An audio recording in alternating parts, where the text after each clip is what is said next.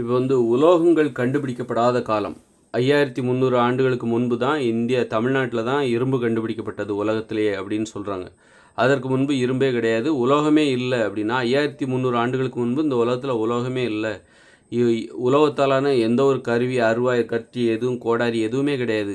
அப்போது மனிதர்கள் மாட்டுக்கறியெல்லாம் சாப்பிட்ருக்கவே மாட்டாங்க, மாமிசத்தை சாப்பிட்ருக்கவே மாட்டாங்க. அந்த வகையில் மாட்டுக்கறி சாப்பிட்ருக்க மாட்டாங்க. ஏன்னா உங்கள்கிட்ட கத்தி இல்லை, அருவாய் இல்லை, ஈட்டி இல்லை, இரும்பாலான உலோகத்தாலான எந்தவித கருவியுமே இல்லை உங்கள்கிட்ட. அப்போது ஒரு மாட்டை எப்படி நீங்கள் கொல்லுவீங்க?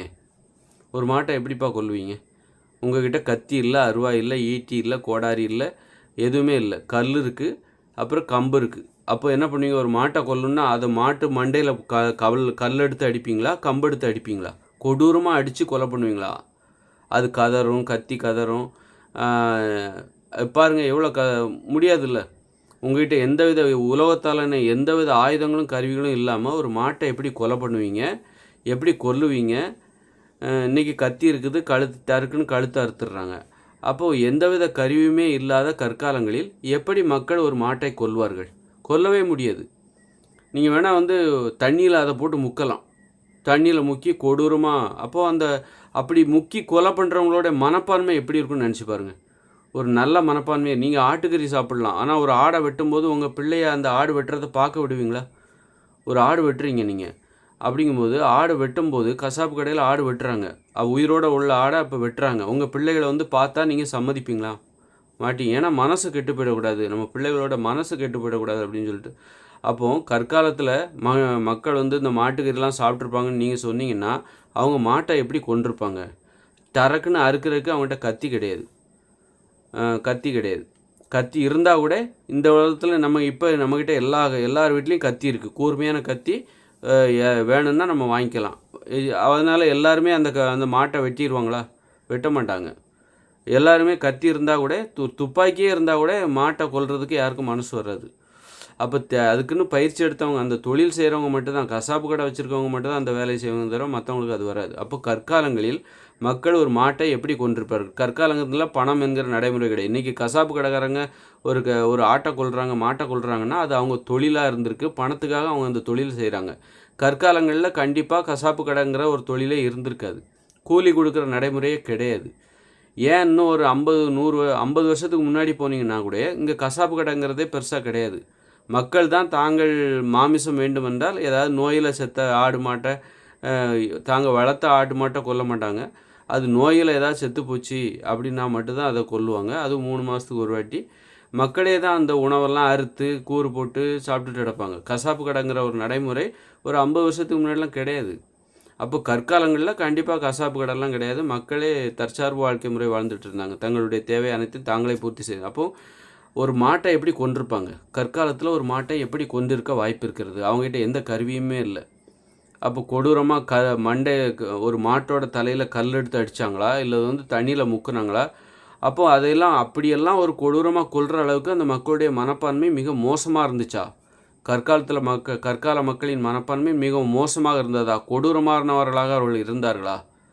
மனிதத்தன்மை இல்லாதவர்களாக அவர்கள் இருந்தார்களா அப்படின்னு பார்த்தா அப்படி இருக்க வாய்ப்பே இல்லை. ஏன் அவங்க அப்படி இருக்கணும்? முதல்ல ஒரு மாமிசத்தை கொல்லணும் அப்படிங்கிற அவசியம் இல்லை. அவசியம் கற்காலத்தில் இல்லவே இல்லை. மாமிசத்தை சாப்பிட்டா தான் வயிறு நிறையுங்கிற அவசியம் கற்காலத்தில் கிடையாது. ஏன்னா கற்காலம் என்பது மரங்களே அது வரைக்கும் பூமியில் வெட்டப்படலை.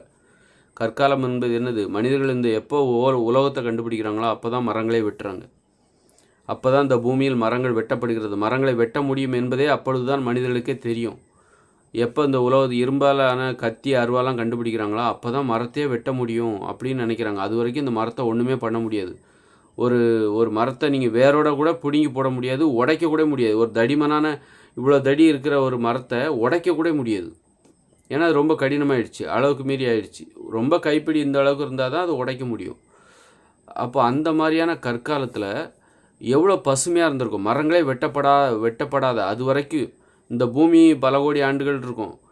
அந்த பல கோடி ஆண்டுகளாக இந்த பூமியில் மரங்களே வெட்டப்படலை. இந்த மனிதர்கள் தான் உலோகத்தை கண்டுபிடிக்கிறாங்க. 5300 வருஷத்துக்கு முன்னாடி இரும்பை கண்டுபிடிக்கிறாங்க. அப்போ தான் உலோகங்களை கண்டுபிடிக்கிறாங்க. அப்போ தான் மரத்தை வெட்ட முடியுங்கிற உண்மையை கண்டுபிடிக்கிறாங்க. அப்படின்னா இந்த பூமி எவ்வளோ பசுமையாக இருந்திருக்கும். அது வரைக்கும் மரங்களே வெட்டப்படாத இந்த பூமி கற்காலத்தில் எவ்வளோ பசுமையாக இருந்திருக்கும். அதனால் உணவுக்கு பஞ்சமே இருந்திருக்காது. எங்கே பார்த்தாலும் பல மரங்கள் இருந்திருக்கும். பலா மரங்கள், மாமரம், கொய்யா மரம், வாழைப்பழ மரம் அப்படின்னு சொல்லிட்டு மரங்கள்லாம் நிறைய இருந்திருக்கும். உணவுக்கு பஞ்சமே இருந்திருக்காது. அதனால் பக்கத்தில் ஒரு பலா மரம், வாழை மரம், கொய்யா மரம் இப்படி உணவு இருக்கும்போது ஏன் மாட்டை போய் கொல்றாங்க? பைத்தியமா அவங்க? அதனால் கற்காலத்தில் மக்கள் கற்காலத்தில் இன்னொரு பிரச்சனை இருக்குது. உயிருக்கு ரொம்ப ஆபத்தான ஒரு வாழ்க்கை கற்காலத்தில். சிங்கம், புலி அப்போ பார்த்திங்கன்னா கற்காலம் ரொம்ப பசுமையாக இருந்திருக்கும். சிங்கம், புலி, கரடிகள்லாம் ஏராளமாக இருந்திருக்கும். அவைகளை ஒன்றுமே செய்ய முடியாது. ஏன்னா மனிதர்களிடம் உலகங்களாலான ஆயுதங்கள் இல்லவே இல்லை. அப்போது இந்த சிங்கம், புலி, கரடிகளே இந்த உலகத்தில் கோடிக்கணக்கில் இருந்திருக்கும். நீங்கள் உங்கள் கையில் மரக்கட்டையை வச்சுக்கிட்டோ கல்லை வச்சுக்கிட்டோ சிங்கத்தை ஒன்றும் பண்ண முடியாது. அதனால் சிங்கத்திட்டேருந்து பாதுகாக்கிறதே அந்த மாதிரி பாடாக இருந்திருக்கும். அப்படிப்பட்ட ஒரு இயற்கையோடு இயற்கையாக வாழ்ந்து கொண்டிருந்த அந்த கற்காலத்தில் மனிதர்கள்லாம் மாமிசம்லாம் சாப்பிட்ருக்க மாட்டாங்க. ஒரு மாட்டை எப்படி கொண்டிருப்பாங்க கொஞ்சம் யோசிச்சு பாருங்கள். ஒரு மாட்டை எப்படி கல்லால் அடித்தாங்களா இல்லை தண்ணிக்குள்ளே முக்குறாங்களா? அதெல்லாம் அப்படி கல்லால் அடித்து ஒரு தண்ணிக்குள்ளே முக்கி ஒரு மாட்டை கொல்கிற அளவுக்கு அவர்கள் கொடூர மனம் படைத்தவர்களா அப்படின்னா இருந்திருக்க வாய்ப்பே இல்லை. ஏன்னா அப்போ பசுமையாக இருந்துச்சு. காய்கறிகள், பழங்கள் தாராளமாக கிடச்சிருக்கும். அப்படி இருக்கும்போது இதைத்தான் அவங்க சாப்பிட்ருப்பாங்களே ஒழிய எளிதாக கிடைக்கக்கூடிய பழங்களை சாப்பிட்டு வயிறு பசியை போக்குவார்களா? அல்லது வயிறு பசியோடு இருக்கும்போது மாமிசத்திற்காக ஆசைப்பட்டு மாட்டை கொன்று மாட்டை கொன்று அதோட மாமிசத்தை சதையெல்லாம் அறுத்து தோலை உரித்து அப்புறம் அதை சமைக்கிறதுக்குள்ளே 5 மணி நேரம் ஆகிடும். ஏன்னா அவங்ககிட்ட கத்தி அருவா கிடையாது. அப்போ அதை எப்படி சமைப்பாங்க? ஒரு முழு மாட்டை தூக்கிட்டு அல்லது கண்ணுக்குட்டியை தூக்கி அதை கொன்று அதோட தோலை உரிக்கவும் முடியாது. கஷ்டப்பட்டு உரிக்கவே முடியாது. கத்தி இருந்தால் தான் உரிக்க முடியும். அதை தூக்கி அடுப்பில் வச்சு கல்லில் வச்சு அதை எரிய வைக்கணும். நெருப்பு வேறு அதுவே மழை காலமாக இருந்துச்சுன்னா என்ன பண்ணுவீங்க? ஒரு பனி பிரதேசமாக இருந்துச்சு, மழை காலமாக இருந்துச்சுன்னா என்ன பண்ணுவீங்க? அப்போ என்ன சாப்பிட்டீங்க? நல்லா மழை பெய்யுது, நசுன்னு. கற்காலங்கிறது பசுமையான காலம், மரங்கள் வெட்டப்படாத காலம், அவ்வளோ பசுமையாக. அப்போ எவ்வளோ மழை பெய்யும்? அப்போ மழைக்காலங்களில் நீங்கள் எப்படி ஒரு மாட்டையோ ஆட்டையோ கொன்று அந்த மாமிசத்தை சாப்பிடுவீங்க? சாப்பிட முடியாது. ஏன்னா மழை பெஞ்சிக்கிட்டு இருக்குது. அப்படி இருக்கும்போது எப்போ நசுன்னு ஈரமாக இருக்குது. அப்போ என்ன பண்ணுவீங்க? வேறு வழியே இல்லாமல் நீங்கள் காய்கறிகள், பழங்கள் தான் சாப்பிட்ருப்பீங்க. அப்போது கற்கால மக்களின் உணவு என்பது காய்கறிகள், பழங்கள் தான். ஏன்னா கற்காலம் என்பது பசுமையான ஒரு உலகம், மரங்களே வெட்டப்படாத உலகம். அதனால் கற்கால மக்களை பற்றி நீங்கள் அவர்கள் காட்டு மிராண்டிகள்னு மட்டும் தப்பாக சொல்லாதீங்க, தப்பாக யூகிக்காதீங்க. கற்கால மக்கள் நம்மை விட மனிதத்தன்மை மிகுந்தவர்கள். அவங்க கொடூரமானவர்களாக இருந்திருக்க முடியாது. இந்த தமிழ்மொழி கண்டுபிடிக்கப்பட்டது நம்ம 20,000 ஆண்டுகளுக்கு முன்னெல்லாம் சொல்கிறோம். அவங்க தான் கண்டுபிடிச்சாங்க. கற்கால மக்கள் கண்டுபிடிச்சது தான். எப்போ இந்த உலகம் கண்டுபிடிச்சதோ அப்போ தான் மனிதர்களுக்கு வன்முறை உணர்ச்சி, இந்த கொலைவெறியெல்லாம் வந்துச்சு. இந்த கண்டுபிடித்த உலக கருவிகளை வச்சு, ஆயுதங்களை வச்சு பிறரை கொலை பண்ணுறது, சண்டை போடுறது, போரிடுறது, இதெல்லாம் அவங்களுக்கு ரொம்ப ஆச்சரியமாக இருக்குது. இந்த கத்தியை வச்சு ஒருத்தரை கொலை பண்ணுறது, மாட்டை கொலை பண்ணுறது, சிங்கத்தை கொலை பண்ணுறது, இதெல்லாம் ரொம்ப ஆச்சரியமாக இருக்குது. அப்போது இப்படியெல்லாம் பண்ண முடியும் அப்படின்னு சொல்லிட்டு அப்போ உலகங்கள் கண்டுபிடிக்கப்பட்டது தான் பட்ட பிறகு தான் மனிதர்கள் வன்முறையாளர்களாக மாறுகிறார்கள். அப்போது கற்காலத்தில் மனிதர்களாக காடுகளில் வாழ்ந்திருக்கிறார்கள். மாடுகள் மாடுகளாக இருக்கிறது, ஆடுகள் ஆடுகளாக இருக்கிறது, மனிதர்களாக இருக்கிறார்கள். இயற்கையோடு இயற்கையாக, இயற்கையை சீர்திருத்த முடியாமல் இயற்கையோடு கலந்து வாழ்வதற்காக போராடி கொண்டிருந்த ஒரு காலகட்டம் தான் இந்த கற்காலம். அந்த காலகட்டத்தில் தான் நாம் பேசின தமிழ்மொழி கண்டுபிடிக்கப்பட்டது. அப்படின்னா அவங்க எவ்வளோ பொறுப்புணர்வு இருந்தவங்க இந்த தமிழ்மொழியை கண்டுபிடிச்சிருப்பாங்க, எவ்வளோ ஆராய்ச்சியாளர்களாக வாழ்ந்திருக்கிறார்கள். 5000 வருஷத்துக்கு முன்னாடி வரைக்கும் கற்காலம் இருந்திருக்கு. அந்த கற்கால மக்கள் தான் இந்த தமிழ்மொழியை எப்படி கண்டுபிடிச்சாங்க? கண்டுபிடிச்சாங்க. ஒழுக்கமாக வாழ்ந்து ஒழுக்கம் என்கிற வார்த்தையை கண்டுபிடிச்சாங்க. பண்பாக வாழ்ந்து பண்பு என்கிற வார்த்தையை கண்டுபிடிச்சாங்க. குடும்பமாக வாழ்ந்து குடும்பம் என்கிற வார்த்தையை கண்டுபிடிச்சாங்க. அன்பாக வாழ்ந்து அன்பு என்கிற வார்த்தையை கண்டுபிடிச்சாங்க. பாசமாக வாழ்ந்து பாசம் என்கிற வார்த்தையை கண்டுபிடிச்சாங்க.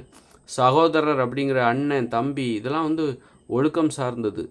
அப்போ இந்த உறவை கண்டுபிடிக்கிறாங்க பாருங்கள். இது அண்ணன், இது தம்பி, அண்ணனுக்கு ஒரு குடும்பம், இது குடும்பத்துக்குள்ளே உறவுமுறை, அண்ணன் தம்பிக்குள்ளே உறவுமுறை, பாலியல் உறவு, கல்யாணம்லாம் கூடாது, அது வெளியில். அப்போ அந்த வேறுபாடுகளெல்லாம் அவங்க அந்த அளவுக்கு அவங்க ஒழுக்கமாக வாழ்ந்துருக்காங்க.